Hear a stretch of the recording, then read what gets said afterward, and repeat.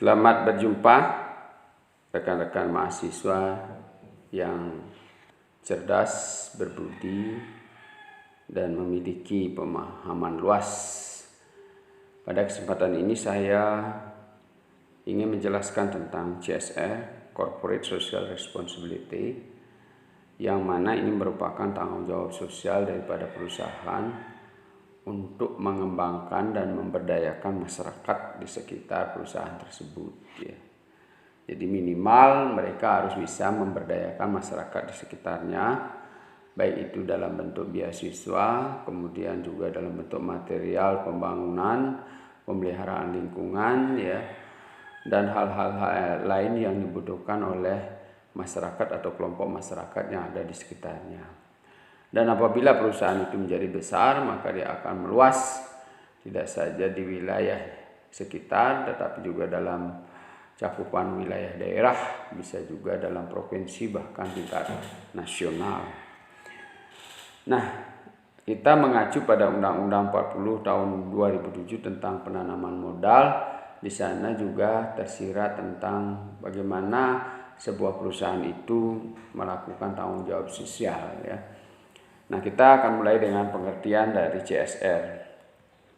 CSR itu suatu tindakan atau konsep dilakukan oleh perusahaan sesuai dengan kemampuan perusahaan tersebut sebagai bentuk tanggung jawab mereka terhadap sosial, lingkungan sekitar, dan di mana perusahaan itu berada. Jadi kenapa di dalam administrasi publik ini kita mengajarkan tentang CSR? Itu kan tanggung jawab dunia usaha, ya. Tapi sebagian besar daripada lulusan administrasi publik itu bekerja di lingkungan pemerintahan ataupun di dalam masyarakat, harus memahami bahwa setiap perusahaan itu memiliki tanggung jawab sosial. Jadi Anda sebagai pemuka masyarakat, sebagai penggerak desa, sebagai abdi pemerintahan di desa maupun di pemerintahan daerah, maka wajib hukumnya untuk memahami tentang CSR sehingga bisa melakukan pembinaan, ya, terhadap pengusaha-pengusaha yang bertumbuh di wilayah kita, atau kita sebagai masyarakat kita bisa memahami bahwa jika ada perusahaan di sekitar kita lalu kita akan membangun suatu lingkungan, apakah itu penyemenan, apakah itu pura, kita memahami bahwa perusahaan yang ada di wilayah kita itu adalah memiliki CSR. Juga kita bisa sebagai pendamping desa, sebagai sarjana lulusan administrasi publik, memahami kondisi masyarakat, banyak yang tidak berpunya tetapi ingin mendapatkan pendidikan yang baik, maka CSR ini juga dipakai untuk memotivasi masyarakat atau kaum pelajar yang tidak memiliki dana untuk pendidikan bisa dihubungkan dengan CSR perusahaan.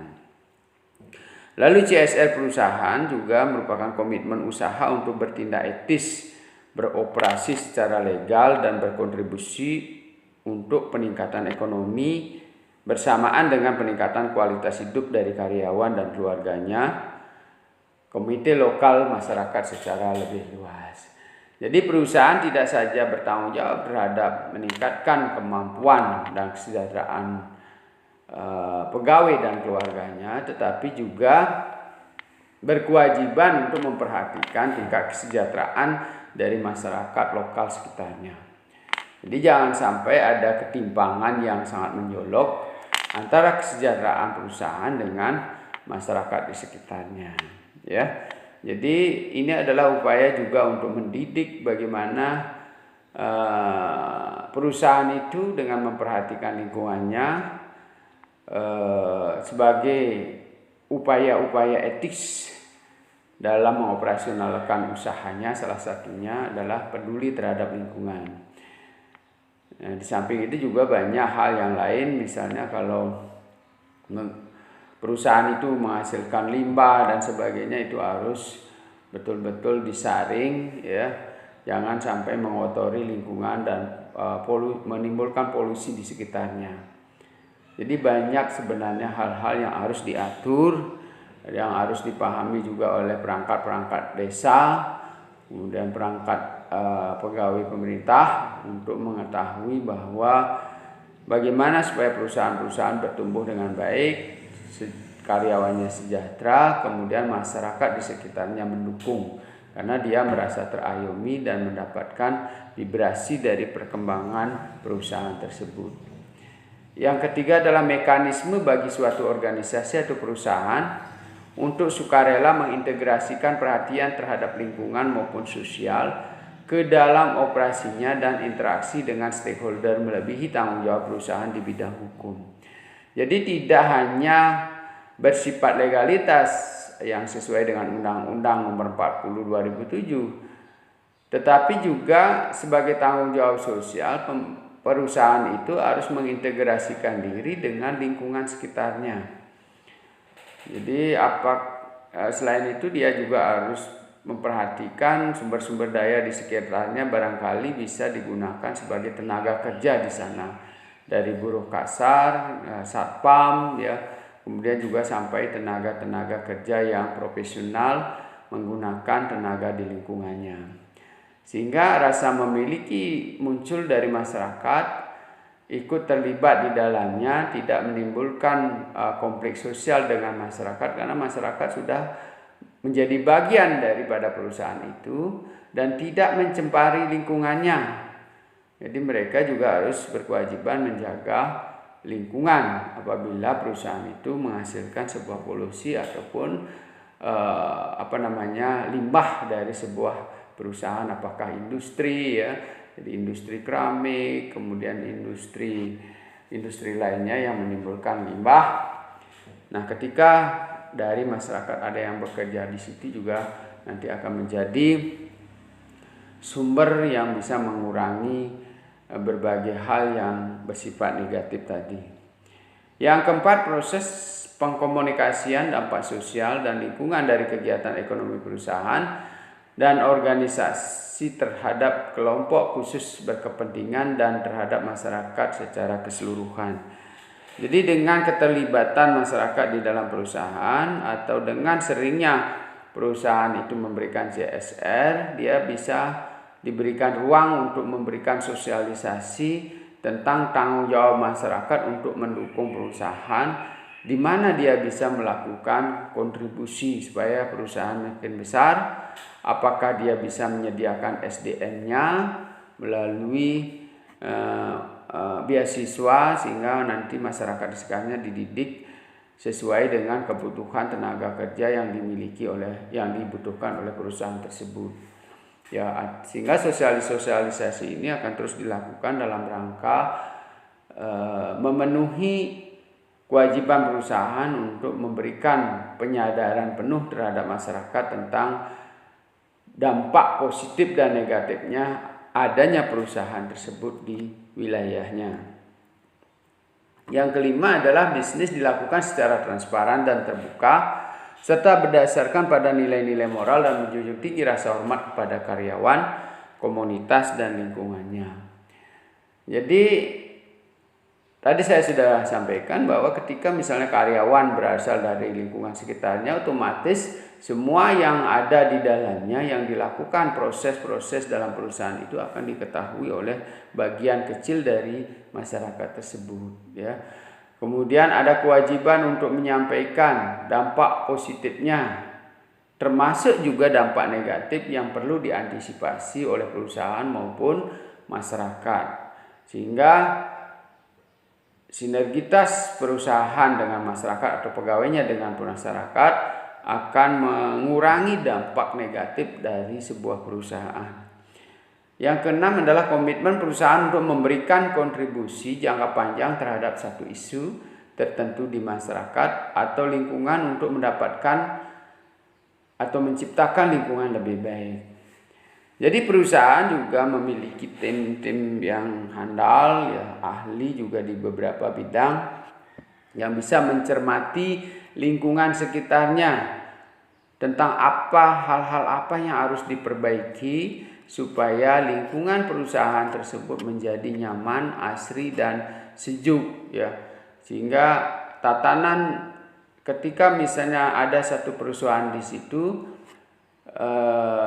suasana pergaulan masyarakat semakin baik, ya ramah, tamah, lingkungannya semakin sejuk, nyaman, karena kontribusi CSR yang terus-menerus yang diupayakan untuk memperbaiki lingkungannya, seperti drainase bagus, ya, taman bagus, kemudian juga kalau sempat juga dilakukan ceramah-ceramah di bidang spiritual, kemudian tentang tata tertib lingkungan, ya, penjagaan keamanan, dan juga berkaitan dengan solidaritas manusia atau antar sesama di situ yang diberikan atau difasilitasi oleh perusahaan, sehingga nanti lama-kelamaan di lingkungan itu menjadi maskot dari perusahaan tersebut, yang menjadi contoh di seluruh perusahaan di Indonesia, barangkali ada perusahaannya, sehingga dimanapun dia berada akan memberikan kesejukan dengan masyarakat. Kalau sudah ini terjadi, maka berlombalah masyarakat atau desa-desa untuk mengajukan diri sebagai tempat perusahaan itu berdiri. Jangan malah sebaliknya, ketika ada perusahaan, jadi daerah itu menjadi gersang, jalannya menjadi rusak, ya, debunya makin banyak, polusinya makin tinggi, ya, konflik di antara masyarakat itu sangat tinggi, udara panas dan seterusnya.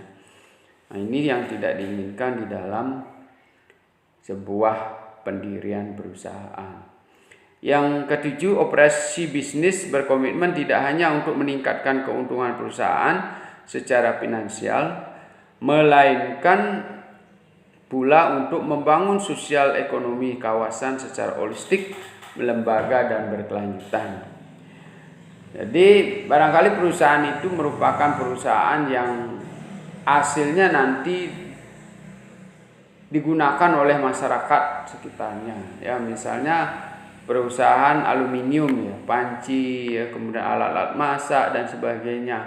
Hendaknya lah, ya, sebagai perusahaan ini sebagai supplier pedagang-pedagang kecil di sekitarnya, sehingga muncullah pedagang-pedagang keliling yang membawa hasil daripada perusahaan itu untuk dijual. Ini akan menumbuhkan multiplier effect yang luar biasa, ya. Kalau toh misalnya perusahaan itu tidak menghasilkan kebutuhan masyarakat, misalnya buku dan sebagainya, yang barangkali buku-buku yang untuk perguruan tinggi belum bisa dijangkau oleh masyarakat, maka perusahaan itu dalam bentuk CSR akan memberikan kontribusi untuk membangun usaha kecil di situ, ya, apapun bentuk usaha dari masyarakat. Jadi perusahaan kita bisa memberikan manajemen keuangan, bisa menyuntikkan beberapa modal pada mereka, yang membangun warung kecil dan seterusnya, sehingga makin setiap tahun membangun 5 warung kecil, setiap tahun membangun 5 warung kecil, lalu diisi sponsornya di situ, maka masyarakat itu akan semakin sangat cinta terhadap perusahaan tersebut, ya. Nah, kemudian yang ke-8, komitmen perusahaan untuk meningkatkan kesejahteraan komunitas melalui praktek bisnis baik dan mengkontribusikan sebagian sumber daya perusahaan. Ya, jadi contohnya tadi, ya. Jadi bagaimana supaya komunitas-komunitas di sekitar perusahaan itu menjadi lebih kuat, ya. Jadi kita perusahaan barangkali ada di situ sudah berdiri, ya, usaha-usaha kecil, ya, pengalengan ikan, ya, budidaya lele dan sebagainya, maka perusahaan itu bisa memberikan manajemennya, ya, pendidikan, pelatihan manajemen, penambahan modal pada usaha-usaha kecil itu, sehingga masyarakat semakin cinta terhadap usaha-usaha perusahaan yang ada di wilayahnya. Kita lanjutkan pada dimensi-dimensi CSR, ya. Jadi ada 5 dimensi yang harus diperhatikan, ya, yang harus diketahui oleh perusahaan maupun saudara sebagai mahasiswa. Yang pertama adalah dimensi lingkungan. Jadi di sekitar lingkungan perusahaan itu harus diperhatikan apakah bisa, pertama, tidak menimbulkan polusi, ya, tidak menimbulkan efek rumah kaca, ya, tidak menimbulkan debu, tidak merusak jalan, tidak merusak drainase yang ada atau sungai yang sudah ada, ya. Ini malah sebaliknya, ketika perusahaan itu berdiri, maka sungai-sungai yang tidak terpelihara menjadi terpelihara, ya. Telajakan-telajakan rumah yang tidak berisi taman, jalan yang rusak, ya, yang tidak teraspal itu bisa disemen, diperbaiki aspalnya yang rusak-rusak dan seterusnya, sehingga masyarakat itu akan sangat mencintai adanya perusahaan tersebut. Kemudian dimensi sosial, ya, apakah nanti anak-anak terlantar tidak sekolah diperhatikan oleh perusahaan, ya, terutama tentunya perusahaan-perusahaan yang sudah menghasilkan, ya, jangan sampai baru berdiri Anda sudah banyak memberikan tanggung jawab terhadap perusahaan tersebut, karena CSR ini juga ada aturannya, ya. Misalnya kalau di perusahaan itu maksimal 5% dari keuntungan dia bisa gunakan CSR, ya. Jadi sehingga dari dimensi sosial, ya, misalnya manula, jompo dan sebagainya diperhatikan, ya. Kemudian sekali waktu mengadakan sosialisasi, ya. Kemudian peningkatan solidaritas di dalam masyarakat. Dimensi ekonomi tadi sudah saya contohkan, ya, bagaimana dia bisa membangkitkan usaha-usaha ekonomi. Setiap usaha yang dia bangun bisa memberikan vibrasi terhadap perkembangan ekonomi di dalam masyarakat. Dimensi pemangku kepentingan.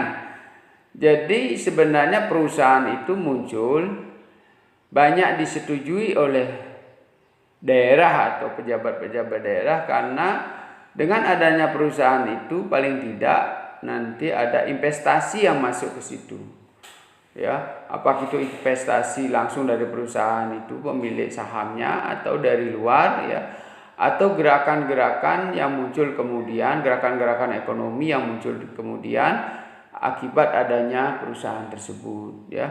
Jadi banyak tamu yang datang menginap di hotel sekitarnya, ya. Kemudian juga banyak distributor yang datang ke situ memberi kontribusi terhadap perkembangan desa ataupun wilayah di mana perusahaan itu berada. Kemudian dari hasil-hasil CSR-nya juga ketika melebihi kemampuannya bisa juga dimintakan oleh pemerintah daerah untuk bertanggung jawab terhadap satu program yang direncanakan oleh pemerintah daerah, ya. Jadi ini akan menjadi sinergitas antara pengusaha dengan pemangku kepentingan yang ada di daerah. Kemudian dimensi kesukarelawan. Bisnis dilakukan secara transparan dan terbuka serta berdasarkan pada nilai-nilai moral dan menjunjung tinggi rasa hormat kepada karyawan, komunitas, dan lingkungannya. Jadi semua hal yang baik yang berlaku di perusahaan itu yang membuat perusahaan itu semakin besar, itu menjadi suasana pembelajaran yang luar biasa, learning process, untuk bisa memberdayakan masyarakat sekitarnya agar bisa mengikuti perkembangan perusahaan, mengikuti misi dan visi perusahaan yang tentunya berdampak positif terhadap perkembangan masyarakat, ya. Nah, kemudian kita lanjutkan dengan prinsip-prinsip CSR, ya. Ada beberapa prinsip yang dikembangkan di CSR. Yang pertama itu menurut GCG, ya, Good Corporate Governance, keterbukaan informasi, akuntabilitas, responsibilitas, dan kemandirian dan kesetaraan. Jadi perusahaan tidak boleh bersifat tertutup, ya. Jadi apa jenis usahanya, bagaimana mengelolanya, siapa saja yang boleh mendaftar sebagai karyawan di situ, ya, apa yang harus dilakukan oleh masyarakat untuk mendukung perusahaan itu berkembang dan seterusnya, ya. Kemudian ada akuntabilitas, tanggung jawabnya kemana, siapa saja. Jangan sampai perusahaan itu ada di situ tapi kita hanya dapat debunya, polusinya, konflik sosialnya, ya. Tapi uang dan sebagainya, suplai barang juga tidak berasal dari wilayah kita, ya, bahan bakunya dan sebagainya. Jadi bahan baku datang dari luar, ya, misalnya perusahaan listrik batu bara ada di sekitar kita, bahan baku dari luar, semuanya dari luar, kemudian manajemennya juga dari luar. Yang kita bagian yang kita peroleh adalah nantinya jangka panjang bisa ada kerusakan lingkungan apabila sistem daripada tata kelola limbah dari perusahaan tersebut tidak terkelola dengan baik ya. Jadi bagaimana perusahaan-perusahaan itu hadir tetapi memberi kontribusi dan vibrasi dan responsibilitas membangun kemandirian dan kesetaraan bagi masyarakat sekitarnya.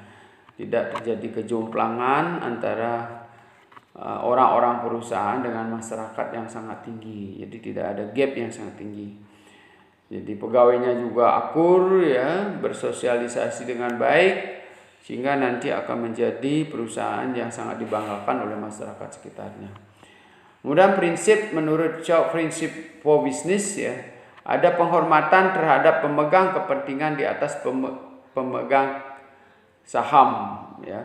Jadi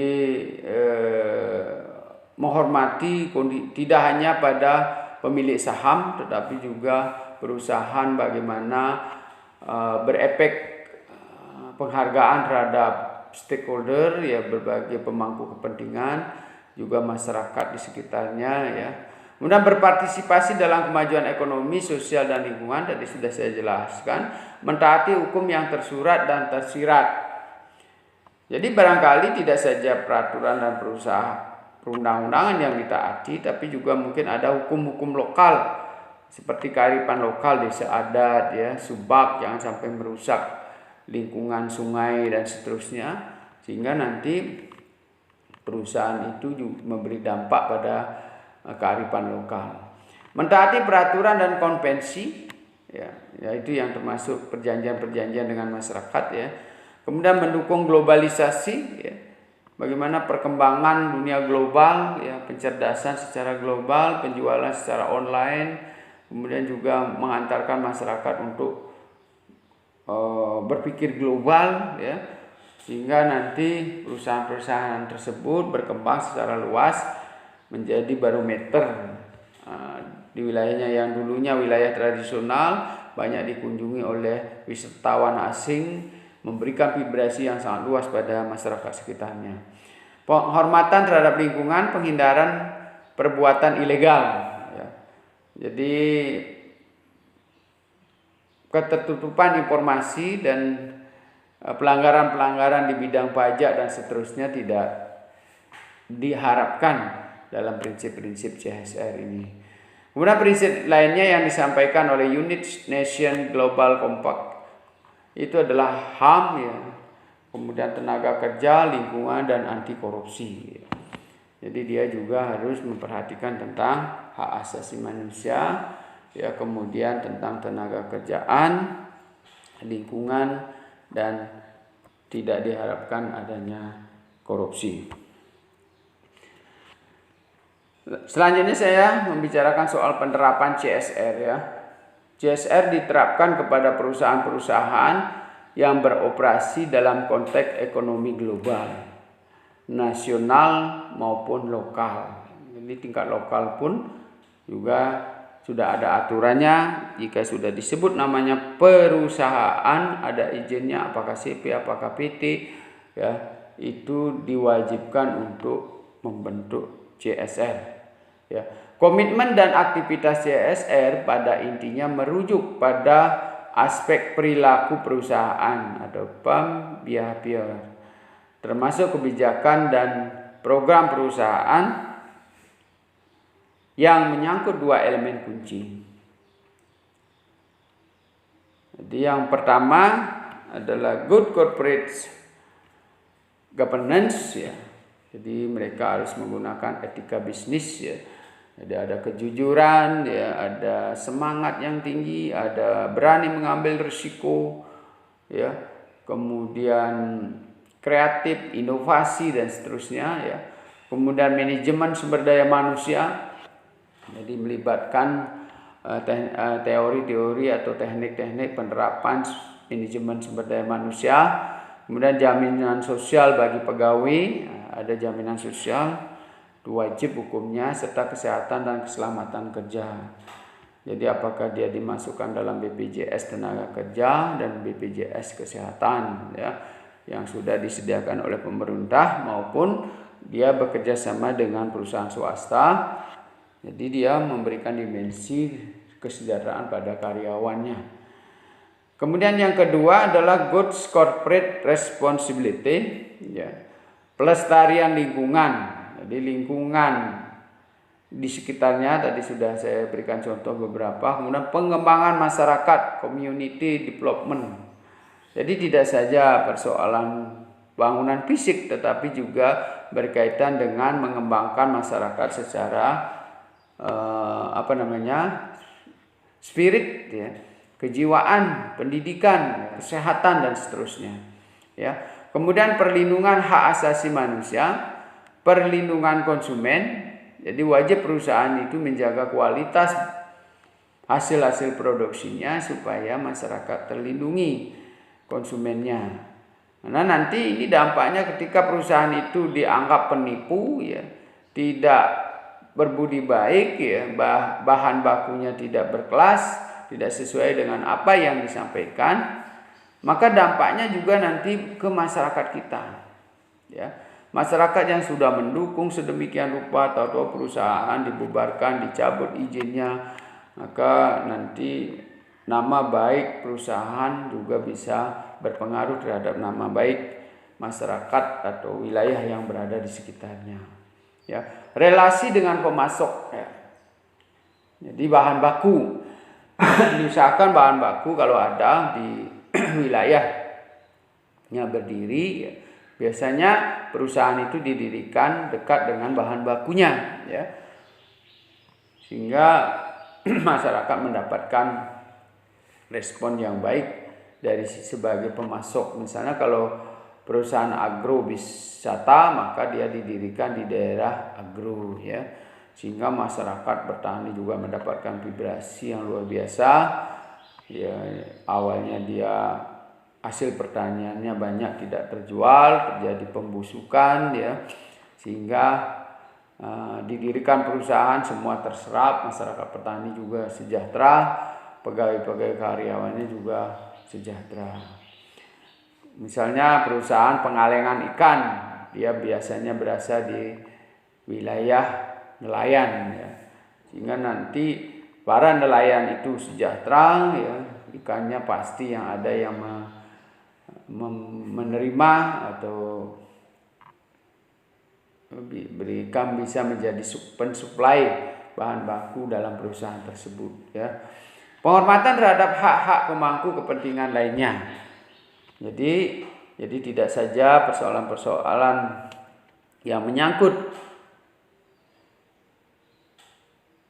masyarakat sekitarnya, tetapi juga berkaitan juga dengan pemangku kepentingan lain. Kemudian kita lanjutkan dengan manfaat CSR. Ya, tujuan dulu.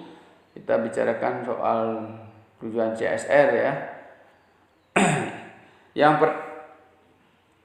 Kita berbicara soal tujuan, pasti berbicara soal profit ya.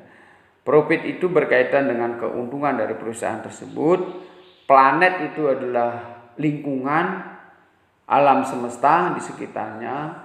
Bagaimana supaya asri, ya, lestari, indah, ya, penuh estetika, ya.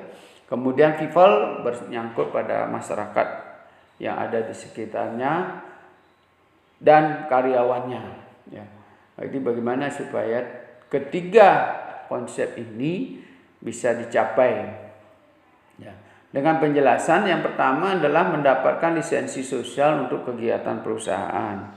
Jadi ini harus sudah mendapatkan izin baik secara tertulis oleh pemerintah daerah di mana mereka berada, kemudian izin juga dari pemerintahan desa adat, subak yang berada di sekitarnya kalau nanti akan mempengaruhi air sungai ya. Kemudian juga secara de facto gitu ya, kenyataan masyarakat di sekitarnya juga menerima adanya perusahaan tersebut mungkin dengan perjanjian-perjanjian tertentu ya, dengan kompensi ya.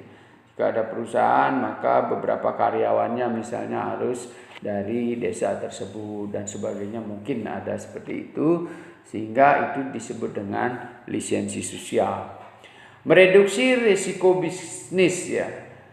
Jadi bagaimana juga dia mengurangi risiko-risiko bisnis. Salah satunya tadi, kalau di sana ada bahan bakunya, kita baru dirikan perusahaan di situ, sehingga nanti suplai bahan bakunya murah, memotong rantai transportasi ya, karena kita bahan baku berada di sekitarnya ya.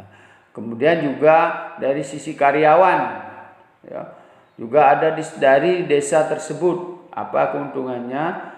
Dia terlibat langsung dalam pengamanan ya, transparansi, sosialisasi perusahaan. Jadi kita tidak perlu lagi promosi dan sebagainya atau sosialisasi tentang perusahaan tersebut, karena masyarakat sudah melibatkan diri. Ya, kemudian dari sisi transport, karyawan sudah dekat, ya, tidak perlu lagi menyediakan angkutan untuk karyawan. Ya, barangkali penginapan juga, ya, sehingga nanti risiko-risiko ini akan mengurangi beban karyawan maupun perusahaan, sehingga nanti seluruh rangkaian yang dipakai untuk menyewa rumah, transportasi itu menjadi satu dalam bentuk gaji karyawan, sehingga menjadi gajinya lebih besar dan seterusnya. Ya, jadi dari segala sisi bisa mengurangi risiko, melebarkan akses sumber daya.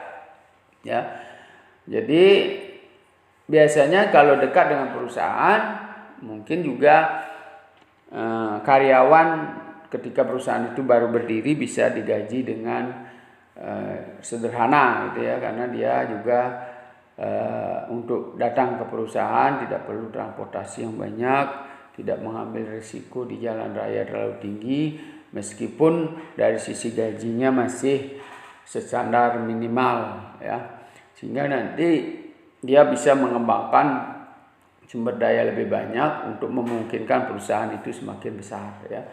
Membentangkan akses menuju market. Nah, juga ketika perusahaan itu bahan bakunya dari desa tersebut, marketnya juga diusahakan dari desa tersebut kita mulai.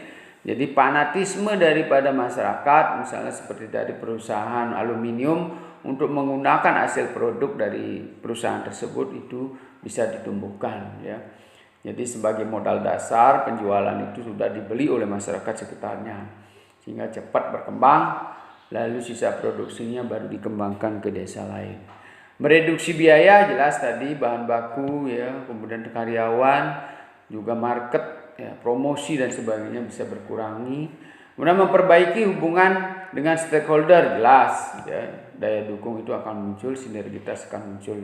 Memperbaiki hubungan dengan regulator termasuk pemerintah, jadi sebagai pengatur kebijakan apa yang semestinya dilakukan oleh pemerintah dalam memberdayakan masyarakat di sekitar wilayah kerja perusahaan itu sudah dilakukan oleh perusahaan yang jujur tentunya ya.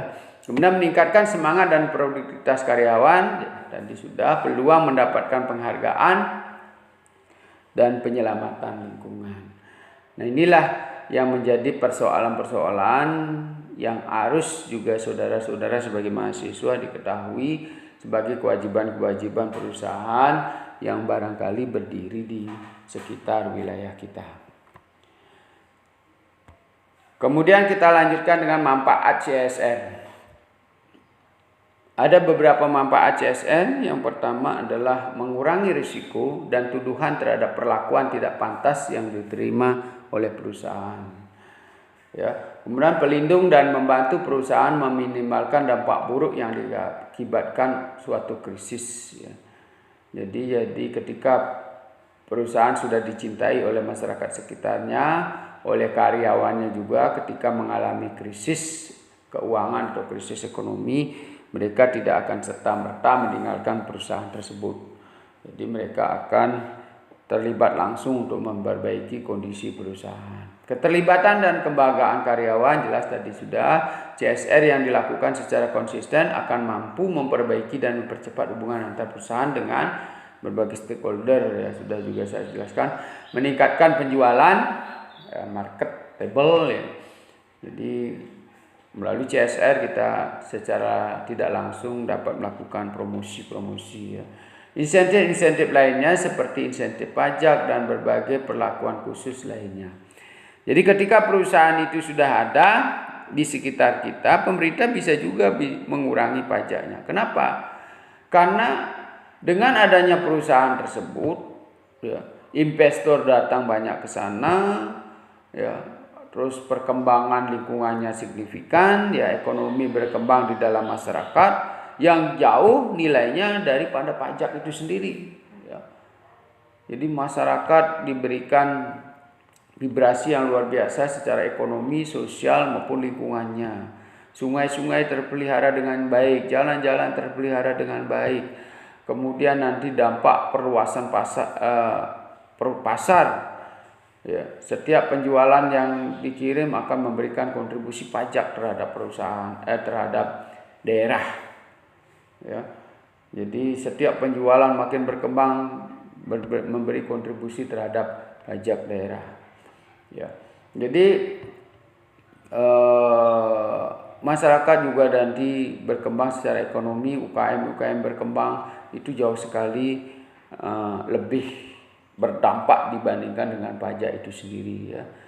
Jadi dengan adanya perusahaan-perusahaan banyak hal yang bisa bertumbuh, ya, dari sisi akomodasi perhotelan, ya, kemudian dari sisi perkembangan UKM di masyarakat, ya, sehingga bisa menyerap tenaga kerja yang lebih banyak, mengurangi jumlah pengangguran di daerah tersebut. Memperkuat kinerja dan keuntungan ekonomi yang lebih efisien dan berkelanjutan, meningkatkan komitmen para pekerja, ya. Juga para pekerja berkomitmen sangat tinggi nanti untuk memelihara perusahaan, lingkungan, ya, menjaga nama baik, ya, kualitas produk, ya, seperti tadi saya sampaikan, supaya perusahaan ini terus berlangsung, ya. Anda bisa bayangkan misalnya kalau perusahaan itu sampurna ada di wilayah kita, ya, itu bisa menjangkau perdagangan internasional. Jadi rokok Sampurna misalnya ada di wilayah kita, bahan bakunya banyak ada di Singaraja, ya, tembakau dan sebagainya, ya. Nanti di masyarakat penghasil tembakau dididik bagaimana menghasilkan tembakau yang berkualitas, ya. Kemudian dia akan senang untuk menanam tembakau, ya, tidak seperti yang sekarang ini kadang untung kadang rugi, ya. Sehingga rantai juga pengirimannya dekat, ya, langsung kepada perusahaan, tidak lagi melibatkan pihak-pihak lain, ya. Nah, itu selain juga menciptakan tenaga kerja, ya. Memantapkan akuntabilitas perusahaan terkait dengan investasi sosial dan kemasyarakatan, mengurangi kerentanan dan instabilitas operasi perusahaan terkait menguatnya hubungan dengan masyarakat, mempertegas reputasi citra dari perusahaan. Ya, jadi itulah beberapa manfaat yang diperoleh dari perusahaan yang melalui CSR. Ya, ini saya sudah ambil gambar dari sumbernya, ya, dari sumber dari